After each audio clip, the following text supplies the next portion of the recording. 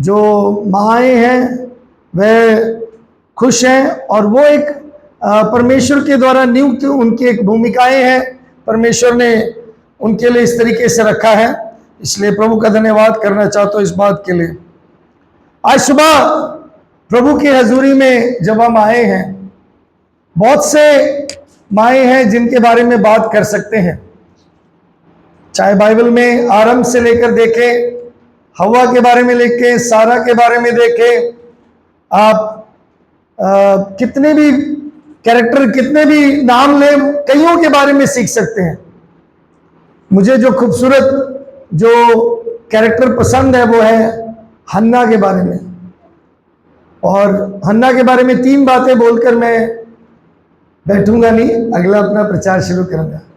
हन्ना का परमेश्वर के साथ एक बढ़िया रिश्ता था, अपने पति के साथ एक अच्छा रिश्ता था, घर में एक अच्छा उसने माहौल रखा था, इसलिए उसका रोल एक खास भूमिका है। अब आप मुझसे अगली बार पूछना, मैं इसके बारे में प्रचार करूंगा, ठीक है। आज सिर्फ माएँ नहीं हैं, लेकिन हमारे बीच में कई लोग हैं। स्त्रियों की सभा में, माताओं की सभा में कभी इस विषय को रखेंगे, या बीच में जब भी मौका मिलेगा बीच में मैं इंक्लूड करूंगा। लेकिन ये बात बिल्कुल सही है, अगर आपका पति के साथ रिश्ता सही है, अगर आपका घर में आपने जो है एक अच्छा माहौल बना के रखा है, और तीसरा परमेश्वर के साथ, और मुख्य अगर आपका रिश्ता सही है, तो आप एक भक्त माँ है, आप एक परमेश्वर के द्वारा चुने हुए माँ हैं, आप एक आशीष में माँ हैं। और उन माँओं के लिए परमेश्वर सच में उनको सराहना देते हैं, उनको उत्साहित करते हैं। मेरे साथ निकाले निर्गमन की पुस्तक 14 अध्याय 14 आयत। Exodus chapter 14 verses 14. Exodus chapter 14 verse 14. यहोवा आप ही तुम्हारे लिए लड़ेगा, इसलिए तुम चुपचाप रहो। मैं आपके लिए पढ़ूंगा, यहोवा आप ही तुम्हारे लिए लड़ेगा, इसलिए तुम चुपचाप रहो। The Lord will fight for you while you keep silent. हमारे जीवन में हम बहुत प्रयत्न करते हैं,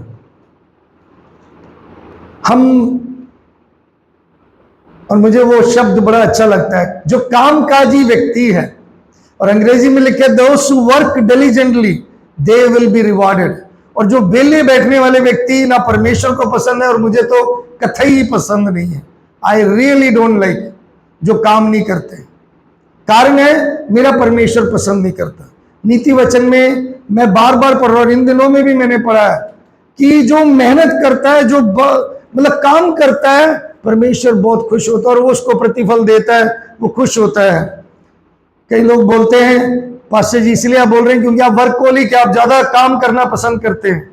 वो नेचर इसलिए कि क्योंकि परमेश्वर वो चाहता है हमसे, ये मेरे अकेले की नहीं, परमेश्वर का पसंद है, परमेश्वर चाहता है हमसे, यही है। हम बहुत सारे समय पर हम खुद काम करते हैं, और खुद हम लड़ने की तैयारी करते हैं, खुद हम कई बातें सोचते हैं, खुद हम अपना रास्ता बनाते हैं, खुद अपना रास्ता नापते हैं, खुद अपने रास्ते में चलते हैं, और हम चाहते हैं कि हमारा परिणाम सफल रहे, हमें सफलता मिले, हमारे जंग हम जीतें। चाहते कि नहीं? हाँ जी, सब चाहते हैं। आपने जो जंग शुरू किया है, आप जो लड़ाई लड़ रहे हैं, आप जो यात्रा में हैं, आप चाहते हैं उसकी सफलता आपको मिले। यहां पे लिखा है यहोवा आप ही तुम्हारे लिए लड़ेगा, इसलिए चुपचाप रहो। क्या आपने कभी अपने आप को एक ऐसी स्थिति में पाया है? Have you ever found yourself in a predicament, in a situation where you are pressed so much? या ये ऐसे हालात में जहां पे आपको बिल्कुल बाहर निकाल दिया। कोई कहता जी आप इसके लायक भी नहीं है, आप उस जगह के लिए भी नहीं है। मतलब आपको ऐसा लग रहा है कि आपको एक कोने में डाल दिया, आप दो चीजों के बीच में दबे हुए, you are pressed between two things. And ऐसी स्थिति में, ऐसे हालात में क्या करेंगे? मेरे प्रियो, निर्गमन की पुस्तक 12 अध्याय से लेकर 12, 13, 14 अध्याय में जब हम आते हैं, हम इजरायलियों को एक ऐसी स्थिति में देखते हैं और जहां पे वह बहुत ज्यादा एक दबे हुए हालत में हैं। और मूसा और इजरायली या मूसा के साथ जो इजराइल के लोग जा रहे हैं, उन्होंने किस दशा में उसको पाया? फरो के सेना और लाल समुद्र के बीच में अपने आप को दबे हुए, अपने आप को उस परिस्थिति में देखा, अपने आप को उस हालात में देखा, अपने आप को उस स्थिति में देखा जहां पे उनके लिए आगे कोई भी रास्ता नहीं, जहां पे उनके लिए कोई भी द्वार नहीं आगे, जहां पे उनके लिए कोई भी आशा नहीं, जहां पे उनके लिए कोई भी मार्ग नहीं दिख रहा। लेकिन ऐसी स्थिति में है कि पीछे फरो की सेना, आगे लाल समुद्र है। मेरे प्रियो, बहुत सारे समय पर हम ऐसे हालात में आकर हम अपने आप ही कोशिश करते हैं कि मेरे प्रयास, मेरे अभ्यास से सब कुछ हो जाएगा। संडे स्कूल का एक बच्चा संडे स्कूल के क्लास के बाद जब घर पहुंचता है, उसकी मम्मी उसको पूछते हैं कि आज संडे स्कूल में क्या सीख के आए। आप लोग पूछते हैं कि मुझे पता नहीं, माँ जितने माताएं घर जाके जरूर पूछा करो आज संडे स्कूल में क्या सीखा है। अब आप कहेंगे हमें संडे स्कूल लगा नहीं, वो अलग बात है। जब लगता है तो पूछना चाहिए क्या सीख के आए। तो क्या सीख के आए पूछा, तो जो कि माँ ने जो के बारे में मैं बता रहा हूं, उसकी माँ ने पूछा तो उसने बोला, आज मेरे टीचर ने बताया कि परमेश्वर ने इजरायली सेना को बचाने के लिए जो मिस्रियों के सेनाओं को क्या किया, और वो सामने जब लाल समुद्र आया, परमेश्वर ने एक बड़ा ब्रिज बनाया, एक पुल बनाया, और फिर वहां पे एक बड़ा तोप आया, और फिर वो वॉकी टॉकी लेकर उन्होंने आपस में बातचीत किया, और उन्होंने कहा, उन्होंने एकदम से वहां से जब बुलावा दिया कि हाँ जी ये पीछे हट गए, ये लोग पीछे हो रहे, तुम लोग आगे आओ, चढ़ाई करो, और वो धीरे धीरे पुल के ऊपर से चढ़ के उन्होंने समुद्र को पार किया।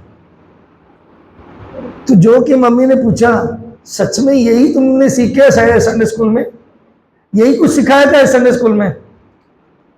कह रहे, मम्मी अगर मैं वो बताऊंगा जो मैंने सीखा, आप विश्वास नहीं करेंगे। अगर मैं वो बताऊंगा जो मैंने सीखा है संडे स्कूल में, आप विश्वास नहीं करेंगे। क्या आपके बच्चे आपके सन्मुख कोई ऐसी बात लेकर आते हैं, बताते हैं आपको कि क्या सीखना है, या क्या ऐसे विश्वास वाली बातें? ऐसा क्या नहीं है जो आप विश्वास नहीं करते? ऐसे क्या बात है जो आपको लगता है विश्वास करना या मानना असंभव है? मेरे प्रियो, यहां पे एक दुर्दशा है, और यहां पे क्या है पिक्चर? फरो उनका पीछा कर रहे हैं, और इसके 13 अध्याय में, निर्गमन की पुस्तक उसके 13 अध्याय में 18 आयत में देखो, इसलिए परमेश्वर उनको चक्कर खिलाकर लाल समुद्र के जंगल के मार्ग से ले चला, और इजरायली पांति बांधे हुए मिस्र से निकल गए।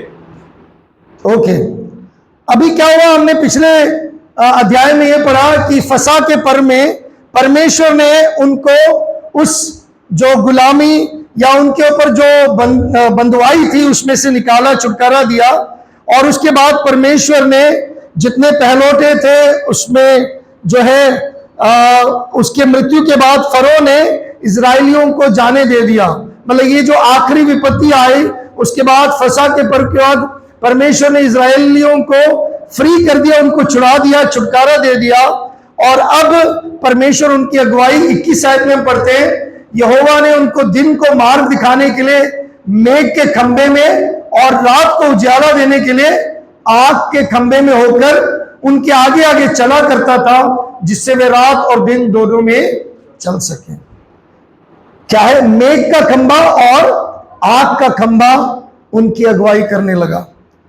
और यहां पे जब इजरायलियों ने अपनी यात्रा शुरू किया, मेरे प्रियो, परमेश्वर किस प्रकार लड़ता है, परमेश्वर किस प्रकार कार्य करता है, इसके बारे में थोड़े समय में जल्दी देखेंगे, बहुत से कम और जल्दी जल्दी में आप मुझसे उसके बारे में ज्यादा व्याख्या ना पूछना, मैं बता नहीं पाऊंगा, समय नहीं है मेरे पास। ठीक है, निर्गमन 12 अध्याय 35 से 36 आयतें, 12 अध्याय 35 से 36 आयतों में क्या पढ़ते हैं हम वहां पे यस जल्दी पढ़े। इस्राएलियों ने मूसा के कहने के अनुसार मिस्रियों से सोने चांदी के गहने और वस्त्र मांग लिए, और यहोवा ने मिस्रियों को अपनी प्रजा के लोगों पर ऐसा दयालु किया कि उन्होंने जो जो मांगा वह सब उनको दिया। इस प्रकार इस्राएलियों ने मिस्रियों को लूट लिया। तब इस्राएली रामसेस से कूच करके सुकोत को चले, और बाल बच्चों को छोड़ वे कोई 6 लाख पैदल चलने वाले पुरुष थे। बस आगे चलते हैं। जब परमेश्वर हमारी अगुवाई करता है, जब परमेश्वर हमारी ओर से लड़ता है, वो हमारे लिए इंतजाम भी करता है, वो हमारे लिए इंतजाम भी करता है। वहां पे जब हम 12 अध्याय 35 आयत से जब हम पढ़ते हैं, उन आयतों में हमने देखा परमेश्वर ने मिस्रियों को दयालु बना दिया। मिस्री कौन है? इजराइलियों के कौन है वो? हाँ जी, उनके विरोधी, उनके दुश्मन, उनके शत्रुओं से परमेश्वर ने इंतजाम कराया।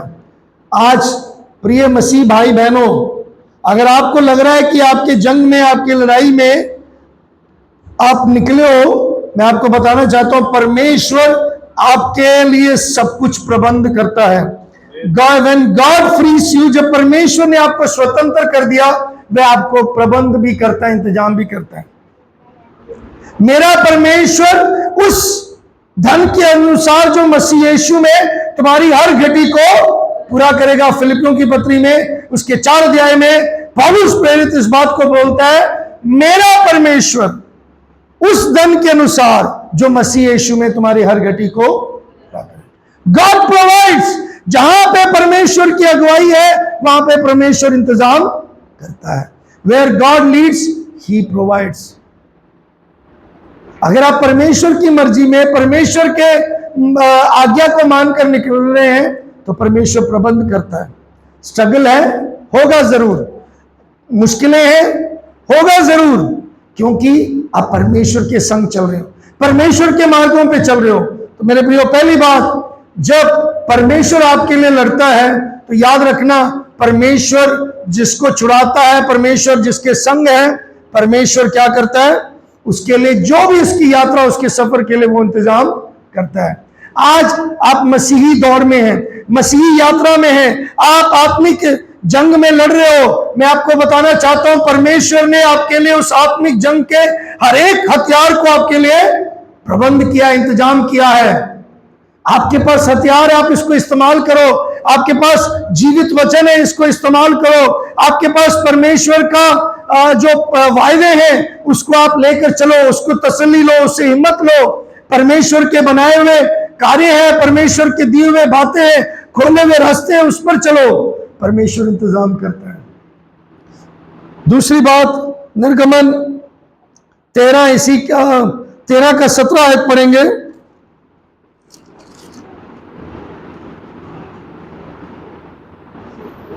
वहां पे इस प्रकार लिखा, जब फरोह ने लोगों को जाने की आज्ञा दे दी, तब यद्यपि फिलिस्तीनियों के देश में होकर जो मार्ग जाता है वह छोटा था, तो भी परमेश्वर वह सोचकर उनको उस मार्ग से नहीं लेके गया कि कहीं ऐसा ना हो जब वे लोग लड़ाई देखें तब पछताकर मिस्र को लौट आए। जब प्रभु आपके लिए लड़ता, हमेशा याद रखना, वो शॉर्टकट इस्तेमाल नहीं करता। When God fights for you, he seldom uses shortcut. First thing, when God fights for you or he frees you, he provides all that you need for your journey.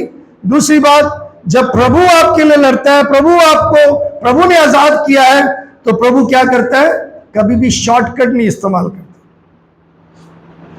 कितने लोग थे? 6 लाख पुरुष, और सारे मिलाकर जब हम देखें स्त्रियों और बच्चों को मिलाए 30 लाख लोग थे। 30 लाख लोग थे। कितने लोग? 30 लाख लोगों को परमेश्वर कहां से लेके गया? उनको मरुभूमि में से, जंगल में से लेके गए। और मेरे प्रियो, अगर देखा जाए, अगर आप उस मैप को देखेंगे तो पूर्वी तरफ जो भूमध्य सागर है, जो मेडिटेरियन सी है, उसकी पूर्वी तरफ है जो मैप में हम देख सकते हैं मिस्र, जहां से वो निकले हैं, और जो उसका वायदा किया हुआ देश, सो मिस्र से निकलकर उनको जाना है। तो ये 30 लाख लोगों को जाने के लिए, लंबे अरसे के जाने के लिए कम से कम 3 हफ्ते लगने थे, लेकिन कितने समय लगा उनको जाने के लिए? हाँ जी, 40 वर्ष। प्रभु चाहे तो हम सोच सकते, प्रभु चाहे तो मैं इसी साल में बाहर जा सकता हूं, प्रभु चाहे प्रभु इसी साल मेरे को गाड़ी मिल जाए, इसी साल मेरा मकान बन जाए।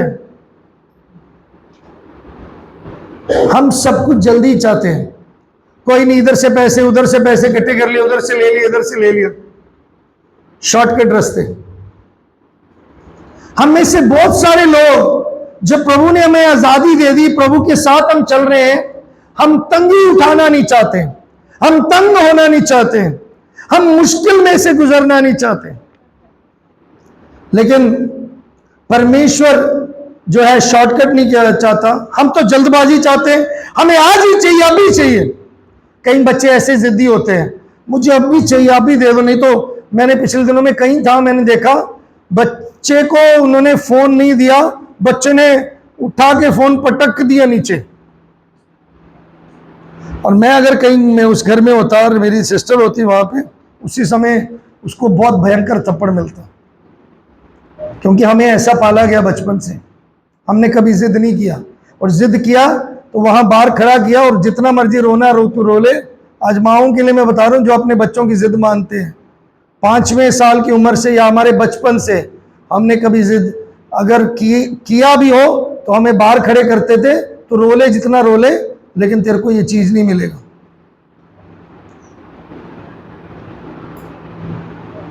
इसलिए आज मैं कईयों को बताता हूं, हम सख्ती से पले गए हैं, इसलिए हम हर चीज का सामना कर सकते हैं। और ये बातें जब हम देखते हैं, आज के समय हम सब क्या है, हम एकदम चाहते हैं, जल्दी चाहते हैं, और बच्चे भी ये जल्दी चाहते हैं। हम एकदम से बड़े होना चाहते हैं, एकदम से सब कुछ मिल जाए, आज ही मसीह में आए, आज ही हमें सारी आशीषें मिल जाए। कई लोग बोलते हैं, पिछले दिनों में किसी ने मेरे से पूछा, पास्टर जी ये सेवा कर रहा है और वो उस दुख की हालत में मेरे से पूछ रहे हैं, तुसी तो देख लो गड्डी है तुहाडे कोल, लेकिन ये देखो हुण इहदे ते अटैक भी हो गया, पता नहीं ये सेवकाई की प्रॉब्लम है, या पता नहीं इन्हों क्यों नहीं आशीष मिल रही। और मैं उसके बाद सोचा, उसके बाद उस अटैक के बाद उस भाई को इतनी आशीषें मिली, और वो पीछे बता रहा था मैं चर्च की जगह लेने वाला हूं। कई बार कई लोग किसी को व्यू करते हैं किसी तरीके से कि इनके पास ये नहीं है तो ऐसा नहीं है।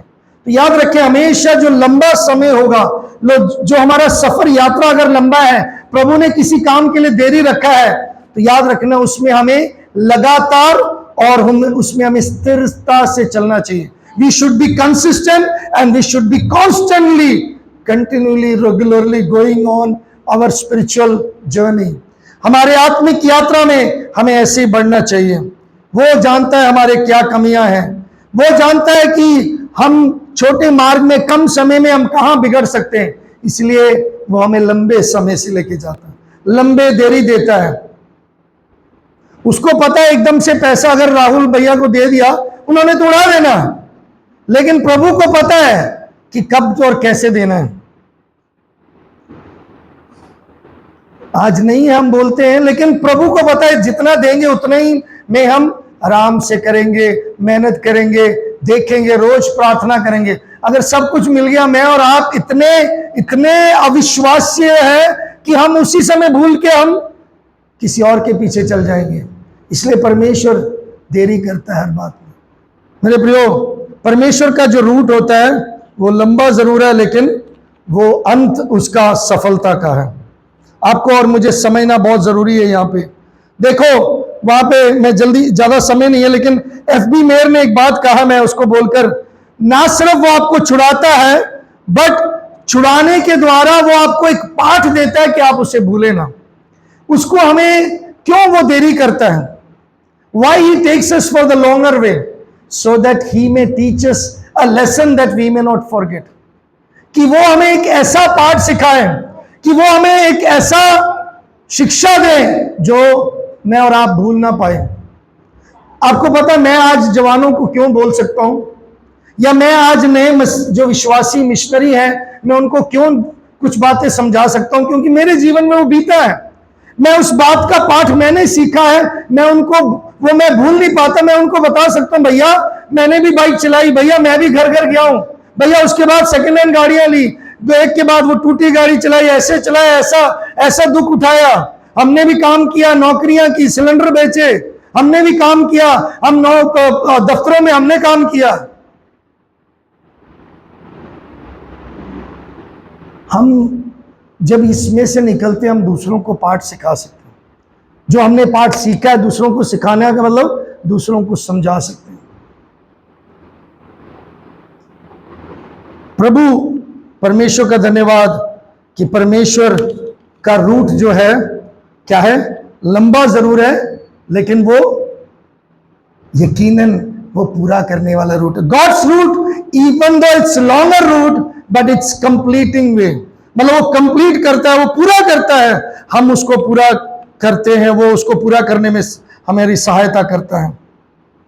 जब आपको लगता है, याद रखना परमेश्वर ने यात्रा शुरू करवाया, यह नहीं कि जैसे वहां पे आए उनको लगा जैसे मूसा ने बुलाया। मैं और आप कई बार इसलिए मसीह जीवन में पीछे हटते हैं, हम पादरी को देकर, कलीसिया को देकर, संस्था को देकर निकलते हैं, हम लोगों को देकर निकलते हैं। इधर इधर इधर इधर देखिए, कुछ नहीं है पीछे, कुछ नहीं है, इधर देखिए। हम किसको देकर निकलते हैं? हम संस्था को देकर, पादरी को देकर, हम दूसरों को देकर, रिश्तेदार को देकर निकलते हैं। हम अगर परमेश्वर को देकर निकलेंगे ना तो हम हमारी यात्रा सफलता से पूरा कर पाएंगे। मेरे प्रियो, एक और बात मैं जल्दी बताना चाहता हूं। निर्गमन 14 अध्याय उसके 3 और 4 आयत। तब फिरौन इस्राएलियों के विषय में सोचेगा, हाँ जी, वह देश की उलझनों में फंसे हैं, उलझनों में फंसे हैं और जंगल में गिर गए हैं। 14 का 3 और 4। यस यस, आप पढ़िए। तब मैं फिरौन के मन को कठोर कर दूंगा और वह उनका पीछा करेगा। तब फिरौन और उसकी सारी सेना के द्वारा मेरी महिमा होगी और मिस्री जान लेंगे कि मैं यहोवा हूं, और उन्होंने वैसा ही किया। आमीन। क्या किया यहाँ पे? परमेश्वर क्या बोल रहा है? परमेश्वर मूसा से कह रहे हैं ये मेरी योजना, ये मेरे प्लानिंग है। मोसेस को कौन बोल रहा है? परमेश्वर बोल रहा है ये मेरी योजना, ये मेरी प्लानिंग है। परमेश्वर का प्लान इन एडवांस होता है। परमेश्वर ने जो कार्य करना है वो पहले से उसको मालूम है कैसे होगा। समझ रहे हो? God's plans are already in advance. God knows what is next. परमेश्वर जानता है आपके जीवन में अगला क्या है, वो जानता है। यहां पे देखिए, अब परमेश्वर फारो को बोल रहा है कि फारो मतलब ये मूसा को बोल रहा है, फारो जब पीछे जाएगा और वहां पे मरुभूमि होएगा, लेकिन ये समय होगा कि मैं उनको ट्रैप करूंगा, उनको पकड़ लूंगा। और मूसा, ये जो ट्रैप है तेरे लिए नहीं, ये फरो के लिए है। ये किसके लिए? फरो के लिए। फरो के दिल को परमेश्वर ने क्या किया? कठोर कर दिया, और मैं उनका पीछा करूंगा। कई बार हमें लगता है, और यहां पे एक्चुअली अगर पढ़ने को लिए है तो मैं जल्दी एक बात बताना चाहता हूं। इजरायली बच्चों के साथ लड़ने के लिए, उनका पीछा करने के लिए फरो 600 रथों को लेके आए। कितने? 600 chariots he brought। और 9 आयत में बताया जब हम इसकी 9वीं आयत में पढ़ते हैं, वहां पे लिखा, फिर फरोह के सब घोड़े और रथों सवारों समेत मिस्री सेना ने उनका पीछा कर उन्हें जो पिहाहिरोत के पास बलसफोन के सामने समुद्र के तीर पर ढेर डाल पड़े थे जा लिया। इनको क्या कर लिया?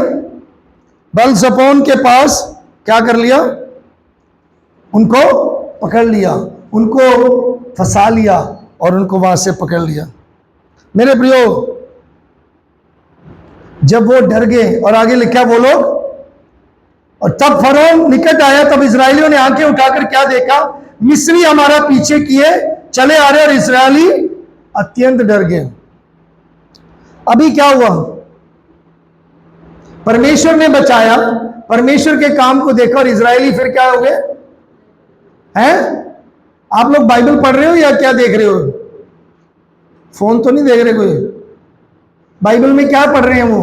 पहले अभी परमेश्वर ने उनको बोला है कि मैं ऐसा करूंगा, प्लान बताया, लेकिन फिर भी वो आगे क्या हो गया? दे वर रियली फ्राइटेंड, अत्यंत डर गए। कौन? इजरायली।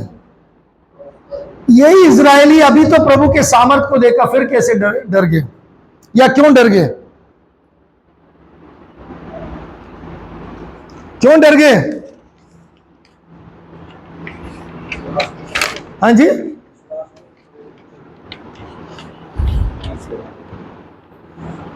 आपके पास जवाब देने के लिए शायद हो सकता है आप में से कुछ कह सकते हैं, वहां पे मिस्र में से जब निकले इजरायलियों में कुछ मिक्स भी लोग आए होंगे, इसलिए नहीं वो इसलिए वो डर गए। दूसरा आप कह सकते हैं उनके पास उस समय लिखित रूप में वचन बाइबल नहीं था, फिर वो गुलाम बनकर इतनी देर तक रहे, तो एकदम से उन्होंने, जिन्होंने उनको गुलाम बनाया, उनको देखकर वो फिर डर गए होंगे। शायद ये आपके पास कारण हो सकते हैं। अच्छा कारण मैं आपको बता रहा हूं, आप लोग कुछ और कारण ढूंढ रहे हैं, मुझे नहीं पता, लेकिन मैं आपको बताना चाहता हूं 11वीं और 12वीं आयत में जो कारण है वहां पे पढ़ सकते हैं। और वे मूसा से कहने लगे, क्या मिस्र के कब्रें ना थी, ना इसमें यहाँ मरने के लिए हमें जंगल में ले आया? तूने हमसे ये क्या किया कि हमको मिस्र से निकाल लाया? क्या हम तुझसे मिस्र में यही बात ना कहते थे कि हमें रहने दे कि हम मिस्रियों की सेवा करें? हमारे लिए जंगल में मरने से मिस्रियों की सेवा करनी अच्छी है, अच्छा है। यहां पे इजरायली क्यों डरे? इजरायली इसलिए डरे क्योंकि उनकी नजरें परमेश्वर की ओर नहीं थे, उनकी नजरें मिस्रियों की ओर थे, उस सेना के ऊपर थे। आज मैं और आप इसलिए भयभीत होते हैं, डरते हैं, क्योंकि हम दुनिया की ओर अपनी नजरें लगाते हैं। We fear, we frighten, we are frighten, we are afraid. अरे वो क्या सोचेगा, वो क्या सोचेगी। हम विश्वासी एक दूसरे से भी डरते हैं। अगर मैं उसको ये बात बोलूं वो क्या सोचेगा, उसको ये पता चल गया तो वो क्या सोचेगी। इसी कश्मोकश में हम कई बातें छोड़ जाते हैं, और कई बार हम झूठ बोल जाते हैं, कई बार हम बातें छुपा लेते हैं, कई बार हम बात खुलते नहीं है, हम क्या छुपा लेते हैं। मेरे प्रियो, जो डर है, जो भय है, वो सत्य से हमें भटकाता है, और डर जो आता है वो हमें संदेह में लेके जाता है। एक तो सत्य से हमें भटकाता है, और वो इसलिए होता है कि विश्वास में जब हम शक करते हैं, संदेह करते हैं, तब होता है। मेरे प्रियो, क्या हो सकता है एकदम से ना भरोसे करने के लिए कारण? अचानक आपके जीवन में ऐसी कोई बीमारी आ जाए जिसका आपको इलाज ना पता लगे, आप क्या सोचेंगे? अरे ये मेरे साथ क्या हो गया, अरे अभी तो कोई इलाज नहीं होगा। एकदम से हम डर जाते हैं। आपके पास धन नहीं है, लेकिन आपके पास एक और महीना खर्चे के लिए, आप तब डर जाएंगे, तब आपका विश्वास कमजोर हो जाएगा।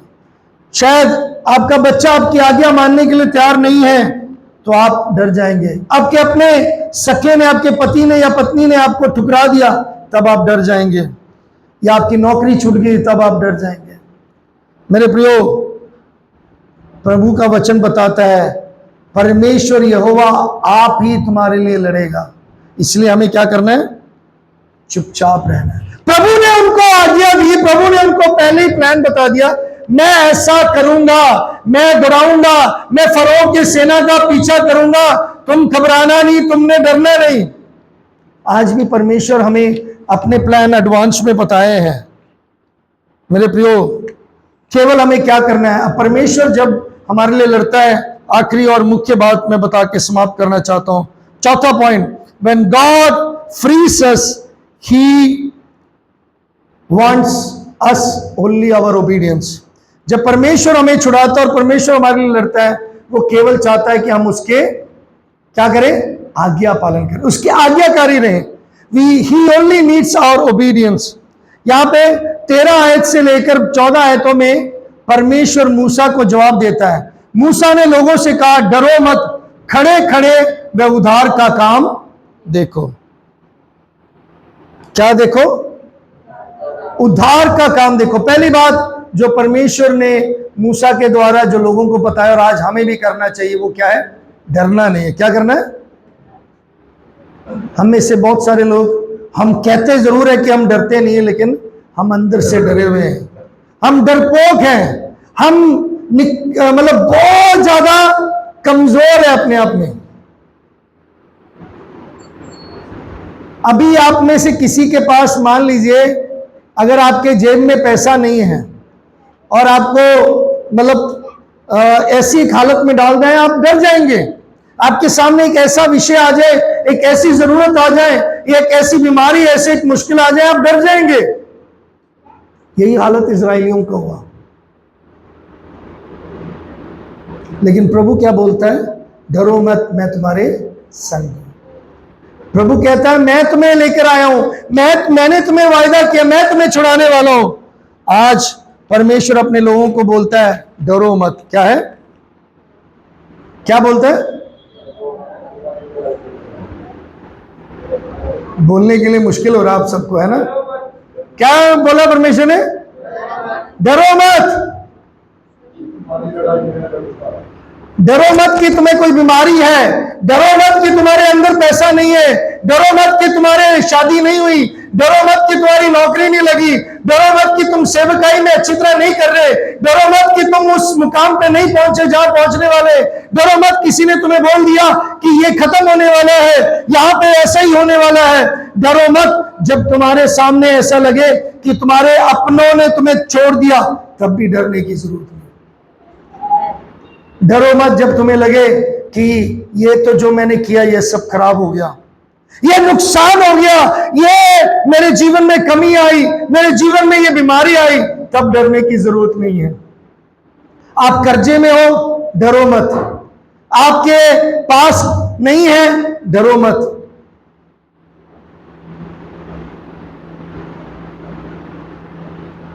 आप में से कितने इसको समझ रहे मुझे नहीं पता। दूसरी बात, परमेश्वर कहते हैं खड़े रहो। क्या कहते हैं? Be still. वहां पे लिखा है स्टैंड स्टिल, स्टैंड फर्म। मतलब खड़े रहने का मतलब विश्वास में मजबूत रहो। डरना नहीं, लेकिन खड़े रहना है। कई लोग डर के पीछे हट जाते हैं। बहुत सारे लोग जब भी मसीह जीवन में आत्मिक यात्रा में जब निकलते हैं तो क्या होता है? डर के पीछे हट जाते हैं, और वो बहुत से मुश्किल की बात है। खासतौर पर दुनिया को देखकर जो डर जाते हैं, उनके जीवन में मुश्किलें बड़ी आती हैं। अभी पीछे पास्टर विजय, हम लोग एक जगह पर जा रहे थे, उन्होंने एक कहानी बताई कि विश्वासी लोग विश्वास में आने के बाद कुछ लोग 4 साल 5 साल बाद अपने जीवन में दुनिया को देखकर, दुनियावी रिश्ते को देखकर डर जाते हैं और वो पीछे हट जाते हैं। क्यों पीछे हटना?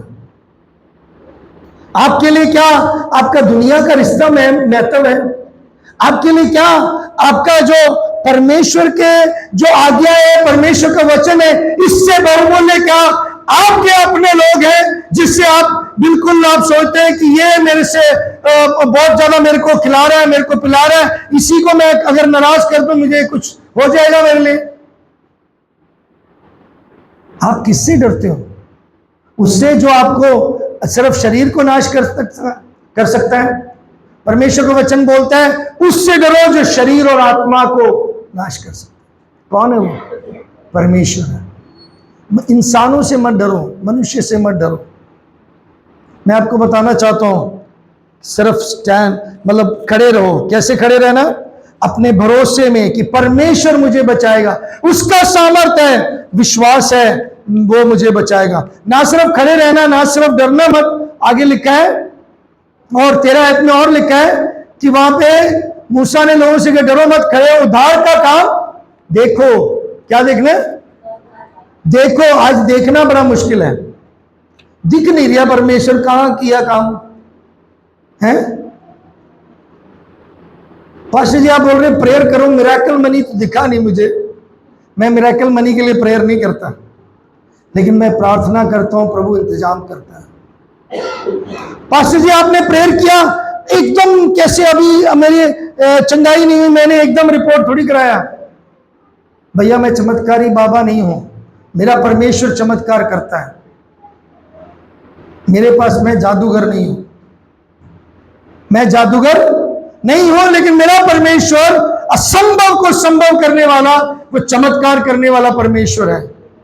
तो आप, परमेश्वर ने मूसा से कहा देखो कि मैं तुम्हारी सहायता करूं, मैं तुम्हारे लिए लड़ूंगा, तुम सिर्फ देखो। और क्या लिखा आगे? पहले डरो मत, खड़े रहो, देखो। फिर आगे क्या बताया? हाँ जी, आगे क्या पढ़ोगे तुम? क्योंकि जिन मिस्रियों को तुम आज देखते हो उनको फिर कभी ना देखोगे। जिन दुश्मनों को, जिस विषय में आप घबराए हुए, उसको फिर नहीं देखोगे। फिर उसके बारे में चिंता नहीं करना, फिर उसके बारे में फिक्र नहीं करना। जब आपने परमेश्वर के हाथों में दे दिया, जब आपने ये देख लिया कि परमेश्वर आपके संग है, वो पूरा करता है, तो आपने क्या करना है? परमेश्वर के हाथों में सौंपना है। अब अगली आयत में, 14 आयत में प्रभु ने क्या बोला? यहोवा आप ही तुम्हारे लिए लड़ेगा, इसलिए तुम चुपचाप रहो। अब आखिरी बात क्या करना है?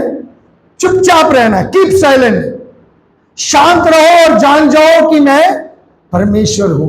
Be still and know that I am God. जब हम शांत रहेंगे तभी वो काम करेगा। अगर हम काम करते रहेंगे, परमेश्वर काम करेगा। जब हम प्रार्थना करेंगे, मतलब जब हमारा रिश्ता उसके साथ सही रहेगा, जब हम उससे मांगते रहेंगे, उसके ऊपर निर्भर रहेंगे, वो काम करेगा। लेकिन हम काम करेंगे तो वो नहीं काम करेगा। आज बहुत सारे समय पर, बहुत सारे जगहों पर मनुष्य काम करता है, इंसान काम करता है। मेरे प्रियो, परमेश्वर का कार्य वो हमारे लिए आप लड़ेगा वो। और आगे आप जानते हो कि परमेश्वर ने जंग जीता। कैसे जीते? आपको पता ही है। सारे फरो की सेना को क्या है, क्या हुआ था? वो समुद्र में डुबो दिया।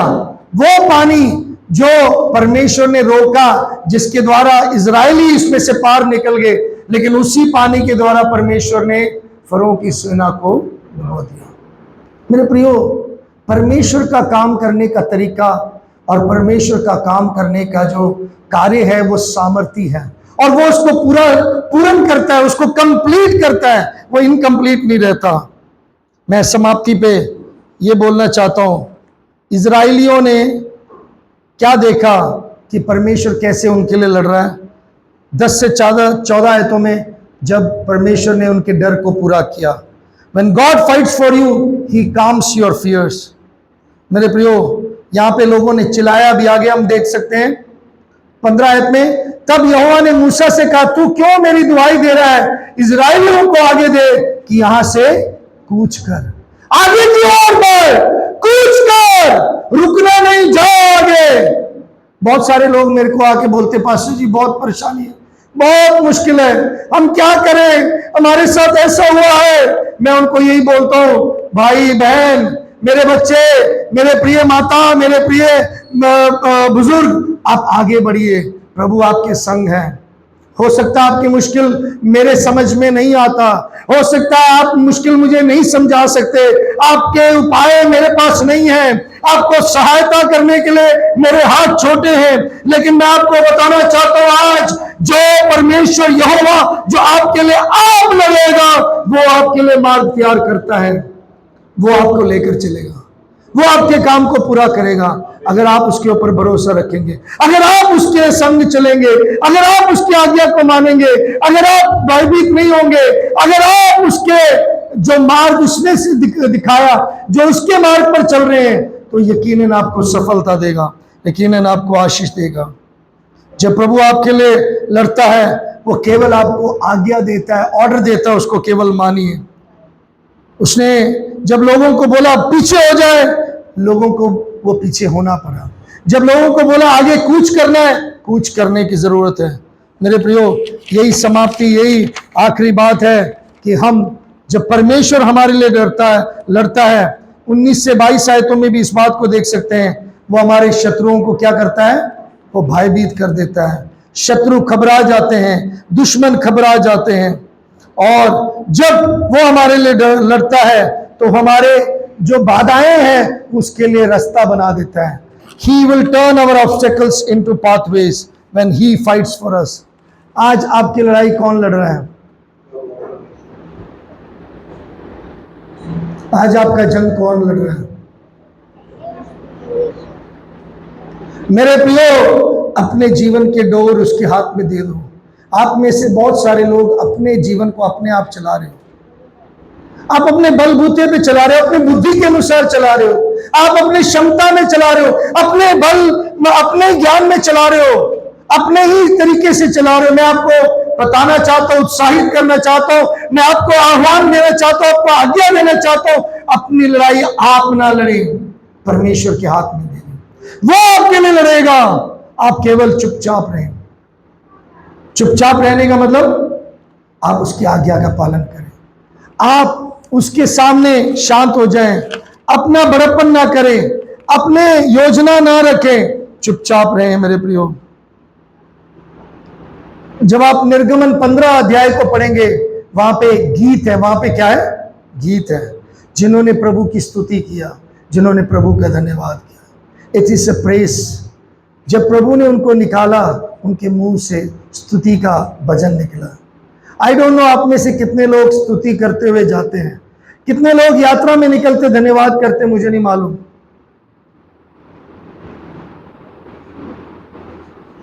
आज मसीह जीवन इसलिए बड़ा अजीब सा आपको लगता है क्योंकि आप लोग इसको खा नहीं रहे, इसमें जीवन जी नहीं रहे, इसके प्रति आपका जुनून नहीं है, आप इसको ले नहीं रहे। You yourself should completely immerse yourself in the word of God. अपने आप को पूरी तरीके से प्रभु के वचन में डुबो दो कि हाँ, मुझे प्रभु ने कहा है, हाँ, मुझे प्रभु के वचन को मानना है, प्रभु के पीछे चलना है। मैं आपको बताना चाहता हूं, आप में से बहुत सारे लोग अभी भी बैठे अपने दिमाग से चल रहे हैं, आपके अंदर अभी भी दिमागी अनुसार चल रहे हैं।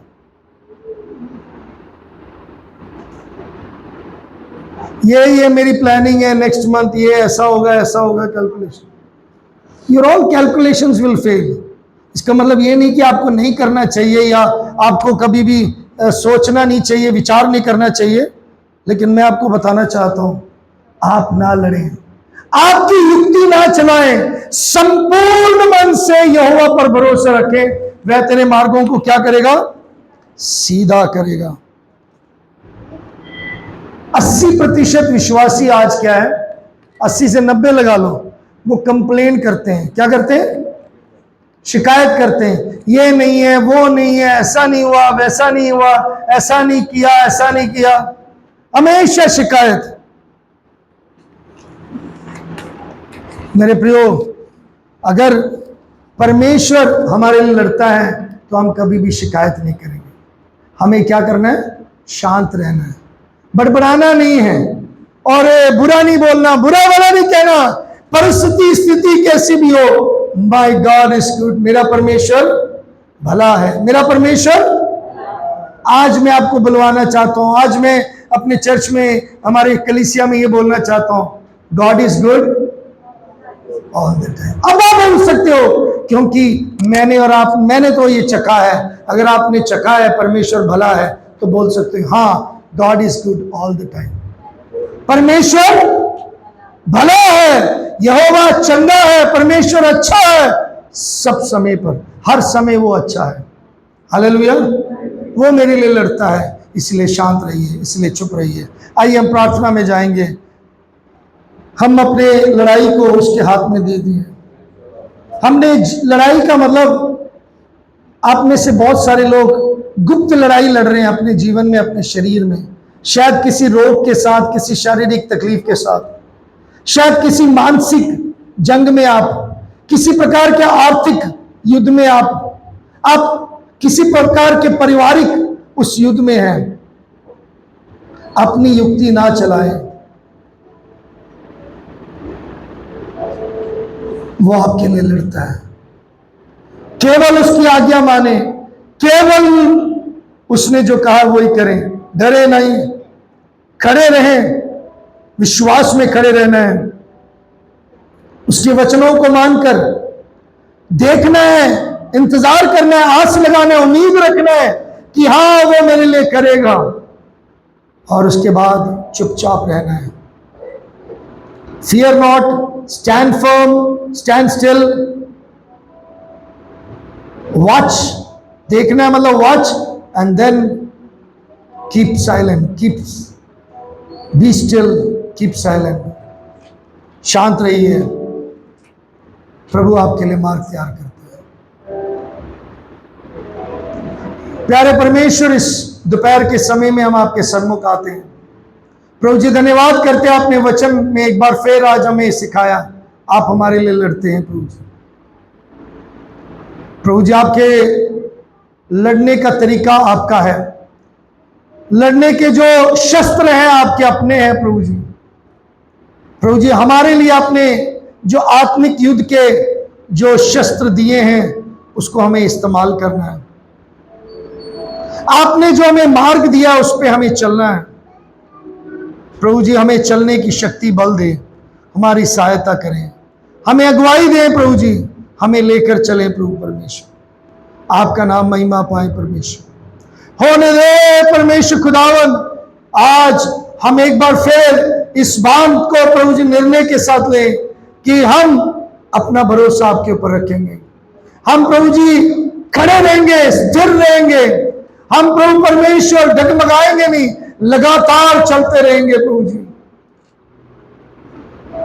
प्रभु आपके मार्गों की ओर जो आप सीधा करते हैं उस पर चलते रहेंगे। धन्यवाद प्रभु जी, आपने हमारे प्रार्थनाओं को सुना। इस प्रार्थना को मुक्तिदाता खुदा यीशु के नाम से मांगते हैं, आमीन।